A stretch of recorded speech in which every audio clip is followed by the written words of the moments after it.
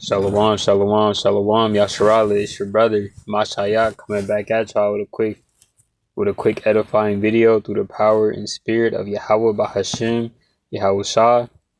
The word that I want to go into today is immortality, and it says the quality or state of being immortal, unending existence, lasting fame, and the synonyms to go with it is afterlife, eternity, beyond, and hereafter. And it says examples of immortality in a sentence. She believed in the immortality of the soul. He found immortality through his films. And it says first known use 14th century. And the two precepts that I have to link up with that word is the book of Sirach or Ecclesiasticus chapter 19 verse 19. The knowledge of the commandments of the Adawan, the Lord, is the doctrine of life, and they that do things that please him shall receive the fruit of the tree of immortality. And the other precept that I got is 1 Corinthians chapter 15 verse 53, and it says, for this corruptible must put on incorruption, and this corruptible is these fleshly bodies that we dwell in right now. It says, for this corruptible must put on incorruption, and this mortal must put on immortality, and that's where those spiritual bodies comes in. So I also put up a quick article that I want to going into immortality, and it says, will humans ever be immortal? And we already know through the scriptures that humans are going to be immortal, and those humans are Yasharala. All the 12 tribes of Israel are going to be immortal. All these other nations are not going to be immortal. So let's go through this. Let me see how long it is real quick.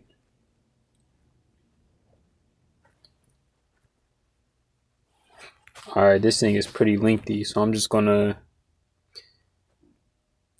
read a couple of paragraphs.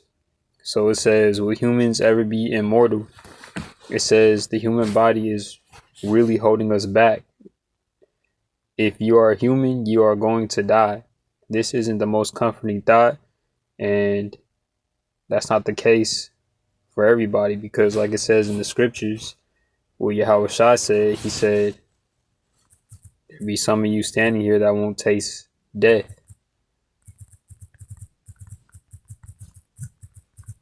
Let me pull that up real quick.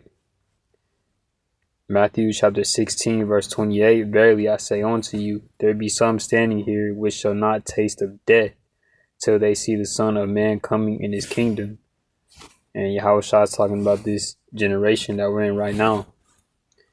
It says, if you are human, you are going to die. This isn't the most comforting thought, but death is the inevitable price we must pay for being alive. Humans are, however, getting better at pushing back our expiration date as our medicines and technologies advance. If the human lifespan continues to stretch, could we one day become immortal? The answer depends on what you think it means to be an immortal human. I don't think when people are even asking about immortality, they really mean true immortality, unless they believe in something like a soul. Suzanne Snyder, a philosopher and founding director of the Center of the Future Mind at Florida Atlantic University, told Live Science, if someone was, say, to upgrade their brain and body to live a really long life, to live a really long time, they would still not be able to live beyond the end of the universe. Scientists expect the universe will end, which puts an immediate dampener on a mystery, and we already know that the universe isn't going to end at all. So these scientists are just idiots, and science means knowledge, so clearly these people do not have any knowledge or wisdom, and if they do, it's knowledge and wisdom on the left hand side. But it says scientists expect the universe will end, which puts an immediate dampener on a mystery about the potential for human immortality. So like you, some scientists have speculated about surviving the death of the universe.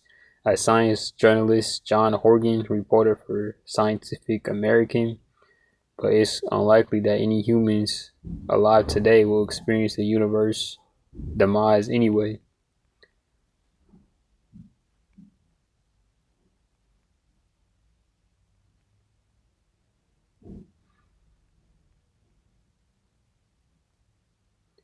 It says, though Martinez personally doesn't want to live forever, he thinks humans are already capable of a form of immortality. I always say I think we are immortal, and we are. Again, the Israelites and the kingdom are going to be immortal. He said, poets to me are immortal because they're still with us after so many years, and they still influence us. And so I think that people survive through their legacy.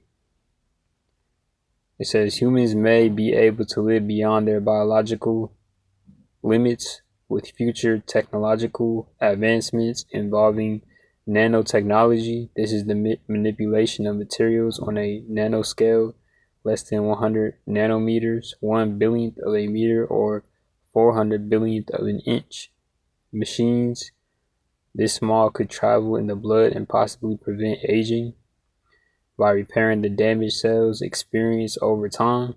Nanotech could also cure certain diseases, including some types of cancer by removing cancerous cells from the body, according to the University of Melbourne in Australia.